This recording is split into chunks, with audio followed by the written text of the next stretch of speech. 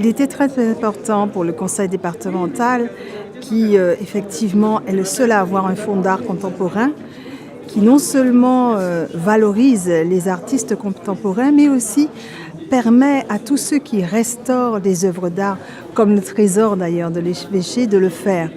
Et il était tout à fait naturel que nous soyons aux côtés de l'évêque, aux côtés de la DAC et du DAC, de manière à ce que nous puissions nous aussi voir comment le travail a été effectué dans ce fonds d'art contemporain. Et nous y voilà en ce moment. Donc le conseil départemental prend toute sa place. Basse-Terre, ville d'art et d'histoire, et le conseil départemental y a aussi sa part. Naturellement, il y a lieu de faire mieux, de faire davantage et surtout de garder ce label. Tout à fait, on a un très bel espace dans cet évêché où il regroupe les trésors depuis le XVIe siècle, de la région de Basse-Terre jusqu'à les Saintes. Donc voilà, les gens pourront visiter cet espace, les croisiéristes. Donc je crois que la ville de Basse-Terre, même avec la Maison du patrimoine, va pouvoir s'approprier de cet endroit pour remonter dans l'histoire. Oui, justement, oui, parce que avant on avait accès à l'église, on allait à l'église, on s'arrêtait là. Et là, on va pouvoir rentrer un petit peu plus loin au niveau de l'église, de comprendre certaines choses. Et voilà, c'est une très bonne chose, surtout dans le contexte qu'on vit maintenant, ça serait bien pour les jeunes de s'imprégner de cet espace. Si, je le souhaite et c'est déjà, l'évêque en a déjà parlé, la semaine prochaine, nous reçoivent beaucoup d'élèves, les croisiéristes, les Guadeloupéens, voilà, tout le monde pourrait visiter ce lieu. Très très important pour la commune de Vieux-Habitants, mais aussi pour la paroisse de Vieux-Habitants tout entière, puisque la paroisse de Vieux-Habitants, c'est l'une des paroisses qui a effectivement prêté le plus grand nombre d'objets qui font partie de ce trésor, justement, qui sera inauguré cet après-midi. C'est un patrimoine culturel et culturel très riche.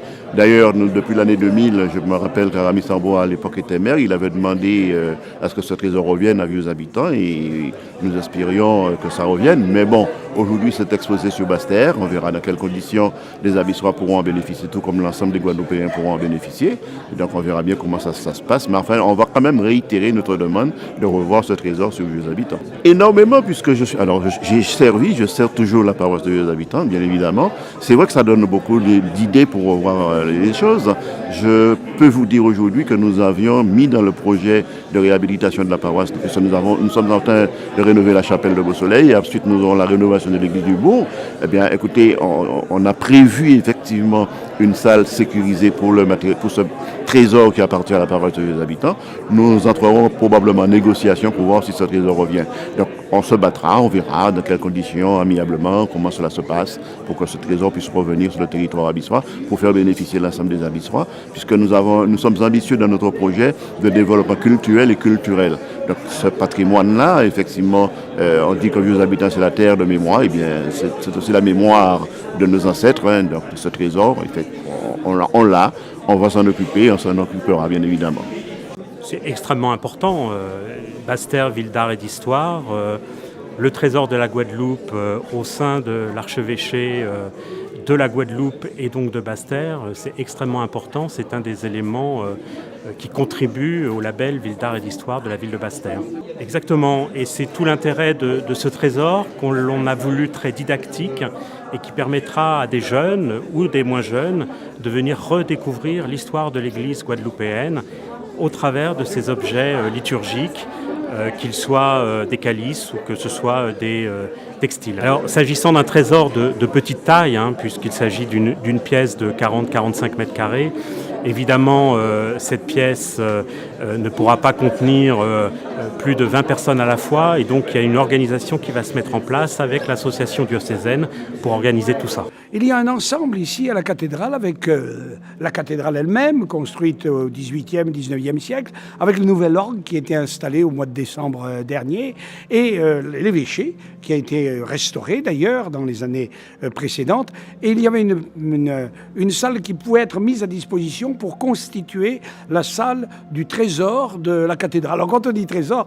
c'est les objets importants, et ce sont les calices, les ostensoirs, les ciboires, les croix de procession, les ornements liturgiques, qui au fil des années ont été soit dans les églises, soit ici même à la cathédrale, et qui seront regroupés et surtout visibles par le public, avec une explication tout à fait remarquable de l'histoire de l'Église catholique ici en Guadeloupe, et avec une présentation aussi des objets et leur destination, puisque tout cela a été fait pour la gloire de Dieu, pour la liturgie, c'est-à-dire pour les messes.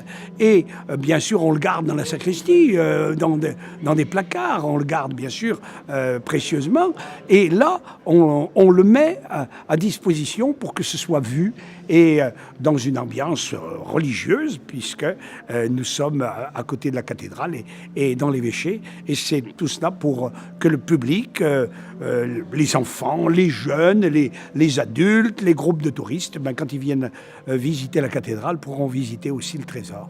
Absolument, et patrimoine, oui, ville d'histoire. Et donc, l'histoire est bien présentée, puisque tout a commencé ici dès le XVIIe siècle, et surtout au XVIIIe et XIXe siècle. Une des pièces les plus anciennes, c'est un ostensoir du début du XVIIIe siècle, c'est-à-dire aussi l'ancienneté. Tout cela, bien sûr, a été restauré bien pour être présenté dans un très beau musée, en quelque sorte, qui a été constitué pour cela.